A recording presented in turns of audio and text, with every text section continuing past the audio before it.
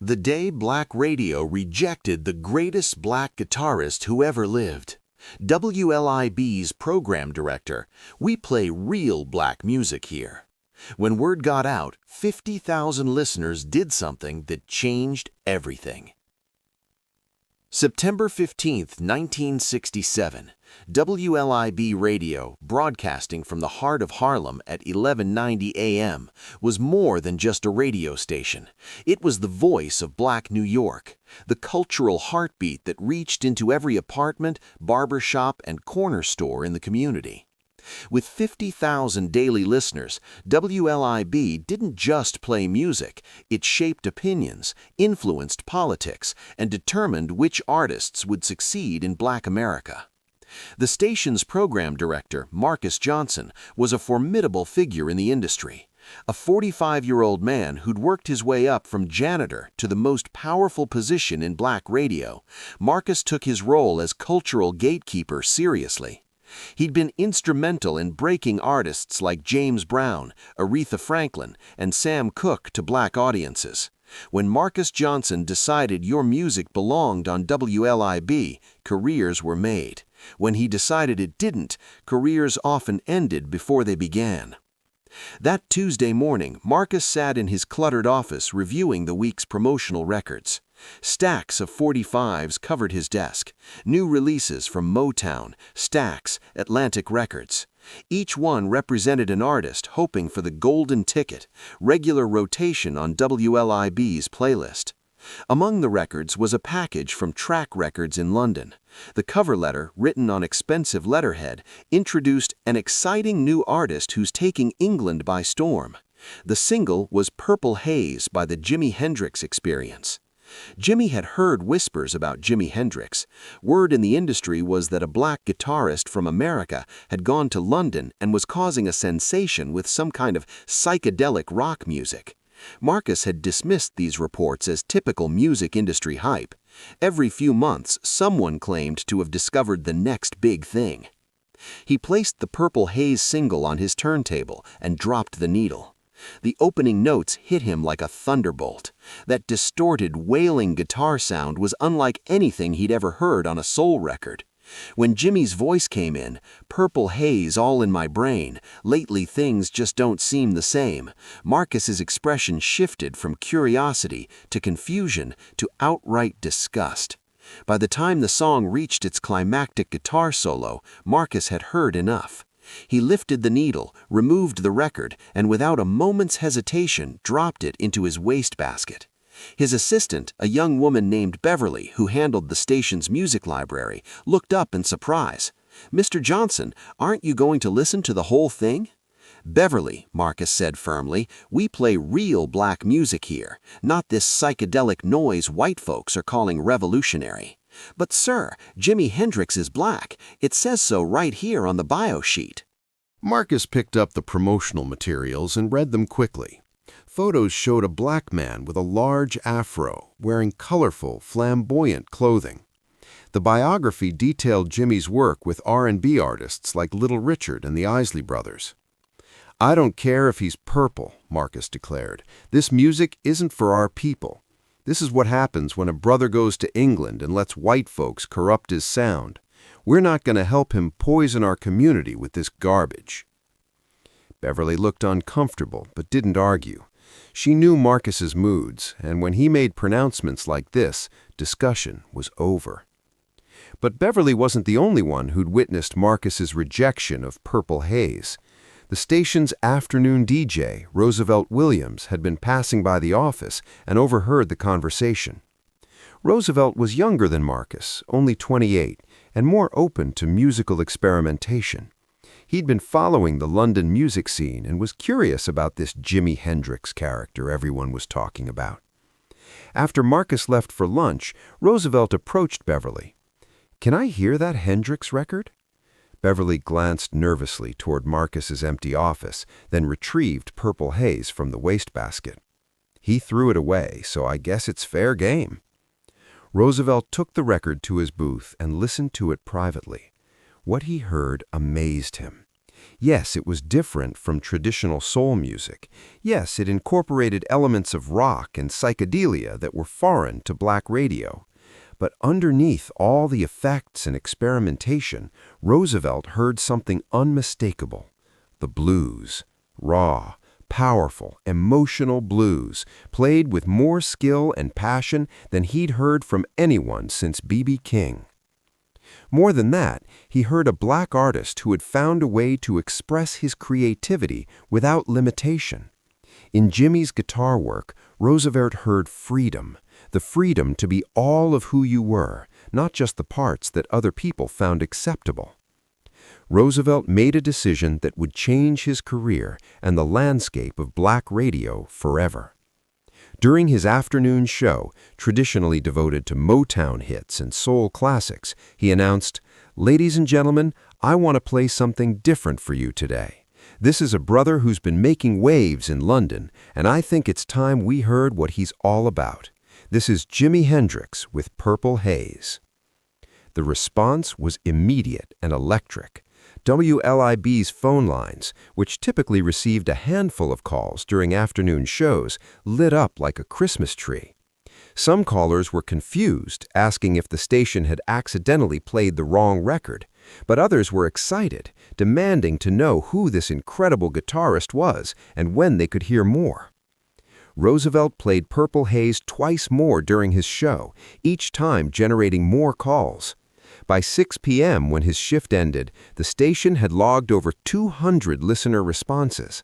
Most were positive, with callers praising the song's energy and Jimi's obvious talent. When Marcus Johnson returned from lunch and learned what Roosevelt had done, he was furious. "You played what?" Marcus shouted, his voice carrying through the station's corridors. "Purple Haze," Roosevelt replied calmly, and the response was incredible. People loved it. "I don't care if people loved it. I told you that record was garbage, and I threw it in the trash for a reason. We don't play white rock music on this station." "But Marcus, he's not white. He's one of us. And the music, it's got soul, it's got blues, it's just evolved." "Evolved?" Marcus's voice dripped with sarcasm. "That's what you call selling out to white audiences? Evolution?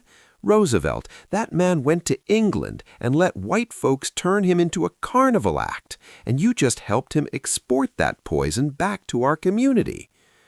The argument might have remained a private matter between Marcus and Roosevelt, but the station's receptionist, a gossipy woman named Diane, had overheard everything. By evening, word of the confrontation had spread through Harlem's tight-knit media community. The story took on a life of its own. Marcus Johnson, one of the most respected figures in black radio, had banned Jimi Hendrix from WLIB for being too white. The irony was delicious. A black artist being rejected by black radio for appealing to white audiences. The story broke publicly 3 days later in the Amsterdam News, Harlem's leading black newspaper. The headline read, "WLIB bans too white black guitarist." The article detailed Marcus's rejection of Purple Haze and included quotes from Roosevelt about the positive listener response. The community reaction was swift and powerful. Letters poured into the Amsterdam News, most of them critical of Marcus's decision. Many pointed out the hypocrisy of rejecting a black artist for being successful with white audiences, especially when Motown built their entire business model on crossover appeal. More significantly, listeners began calling WLIB directly to express their displeasure. The station's switchboard was overwhelmed with callers demanding to hear Jimi Hendrix's music. Some threatened to boycott the station until Marcus changed his position. Marcus tried to weather the storm by doubling down on his original stance. He issued a statement to the Amsterdam News defending his decision. WLIB has always been committed to authentic black music that speaks to our community's experience. We will not compromise our standards to chase trends or appease critics. But the pressure was mounting from multiple directions. Advertisers, nervous about the controversy, began asking questions about the station's programming decisions. Other DJs at WLIB privately expressed support for Roosevelt and suggested that Marcus was being too rigid in his thinking. The situation reached a crisis point on September 28th, exactly 2 weeks after Marcus had thrown Purple Haze in the trash. That evening, a young activist named Angela Davis, not the famous political figure, but a local community organizer with the same name, organized a protest outside WLIB's studios.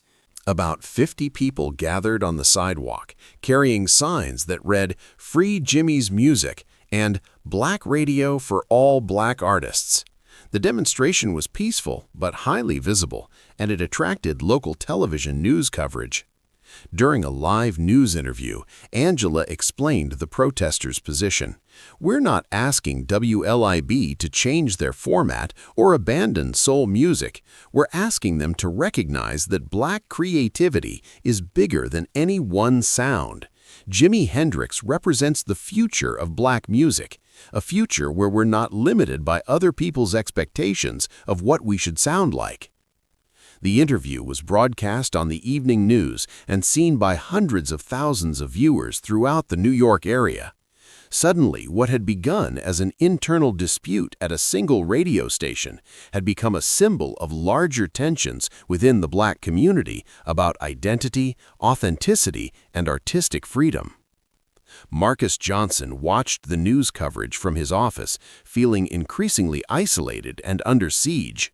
Phone calls from listeners had grown more hostile. Advertisers were expressing concerns. Even the station's owners were asking pointed questions about his programming decisions. The final blow came from an unexpected source.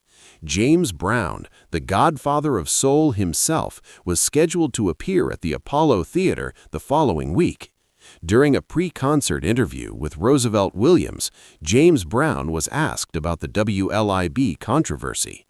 "Look," James Brown said, his voice carrying the authority of someone who'd shaped black music for over a decade, "I know Jimi Hendrix. I've worked with Jimi Hendrix. That boy can play guitar like nobody's business. Now, his music might be different from what we're used to, but different doesn't mean wrong. Black music has always evolved, always grown, always found new ways to express our experience. If we start rejecting our own people because they're trying something new, we're going to kill the very spirit that made our music great in the first place." The interview aired that afternoon, and James Brown's words carried tremendous weight in the black community. If the godfather of soul was defending Jimi Hendrix, how could a radio program director justify rejecting him? Marcus Johnson realized he was fighting a losing battle. Listener complaints had reached unprecedented levels. The station's owners were scheduling meetings to discuss programming strategy. Other radio stations in the area were starting to play Purple Haze and gaining listeners as a result. On October 2, 1967, Marcus Johnson made a decision that would define the rest of his career. He called Roosevelt Williams into his office and handed him a copy of Purple Haze. He said, quietly, "Play it." Roosevelt looked confused. "Sir?" "Play the Hendrix record during your show today, and play it again tomorrow, and keep playing it until people get tired of hearing it. What changed your mind?" Marcus was quiet for a long moment. "Maybe I've been so worried about protecting what black music was that I forgot to think about what it could become." That afternoon, Roosevelt Williams introduced Purple Haze as WLIB's newest addition to regular rotation. He didn't mention the controversy or Marcus's change of heart. He simply said, "Here's a brother who's showing the world what happens when you refuse to put limits on your creativity." The response was overwhelming. Listeners who had been boycotting the station returned in droves. The protests outside the studio immediately ended. Local newspapers praised Marcus for listening to his community and recognizing his mistake. But the story didn't end there. Word of WLIB's initial rejection and subsequent acceptance of Jimi Hendrix spread throughout the radio industry. Other black radio stations, many of which had been hesitant to play psychedelic rock, began reconsidering their positions. Within a month, Purple Haze was in regular rotation on black radio stations throughout the country. When Jimi's second single, The Wind Cries Mary, was released, it received immediate airplay. By the time the Jimi Hendrix Experience returned to America for their first major tour, they had significant support from black radio. Marcus Johnson, meanwhile, learned a valuable lesson about the dangers of being too rigid in his role as cultural gatekeeper. He began seeking out innovative black artists who were pushing musical boundaries, helping to break acts that might have been overlooked by more conservative programmers. Roosevelt Williams parlayed his role in the controversy into a successful career as a music journalist and talent scout. He was often credited with discovering Jimi Hendrix for black radio, though he always insisted that the music spoke for itself. The WLIB controversy became a case study in radio programming courses and a cautionary tale about the importance of keeping an open mind in the rapidly changing world of popular music. It also became a symbol of the broader cultural shifts happening in black America during the late 1960s. For Jimi Hendrix, the acceptance of black radio was crucial to his success in America. While he had found fame in England, he needed the support of his own community to become the global icon he eventually became. The fact that black radio ultimately embraced his music gave him credibility with black audiences and helped establish him as a legitimate voice in American popular culture.